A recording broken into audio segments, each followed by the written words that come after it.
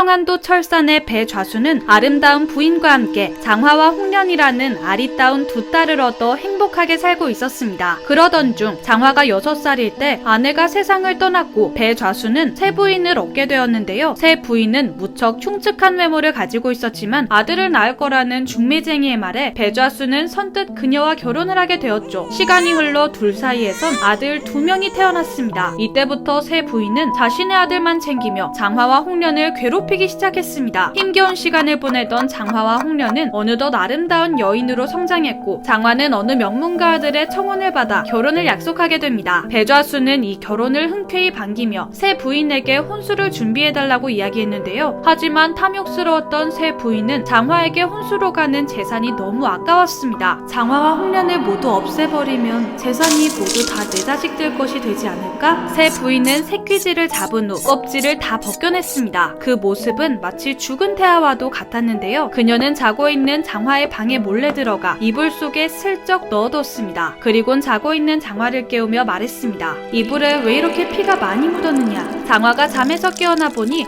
옷과 이불 속은 피 범벅이 되어 있었죠. 새 부인이 재빨리 이불을 뒤집어 보니 그곳에서 죽은 아이의 형상을 한 새끼쥐가 나왔습니다. 그녀는 쥐를 가리키며 어찌 양반집 딸이 결혼도 전에 이런 짓을 할 수가 있느냐? 라며 장화에게 호통을 쳤습니다. 새엄마의 계략에 빠진 장화는 영문도 모른 채 눈물만 뚝뚝 흘리고 있었죠. 그 소리에 배좌수가 방으로 들어오자 새 부인은 죽은 쥐를 보여주며 장화가 부정을 저질렀다고 말했습니다. 그 말에 깜빡 속아 넘어간 좌수는 크게 분노했고 이에 새 부인은 이 일이 새어나가면 절대 아니 됩니다. 장화를 강에 던져 이 일을 덮어버립시다. 라며 무서운 제안을 했는데요. 집안의 명예가 땅에 떨어질 것을 염려한 배좌수는 새 부인의 말에 따르기도 하고 아들들을 불러들였습니다. 장화를 연못으로 밀어버리도록 해라. 장화에게는 외삼촌이 보고 싶어하니 남동생이랑 같이 다녀오라고 말했습니다. 불길한 예감이 든 장화가 물었습니다. 어찌하여 이런 밤에 다녀오라고 하시는 겁니까? 하지만 좌수는 대답은 하지 않고 그녀의 등을 떠밀었죠. 어쩔 수 없이 장화는 늦은 밤 의붓동생과 함께 길을 나서게 되었죠. 어두운 숲속을 걷던 두 사람은 어느덧 큰 연못 앞에 도착했습니다. 의붓동생이 무서운 표정으로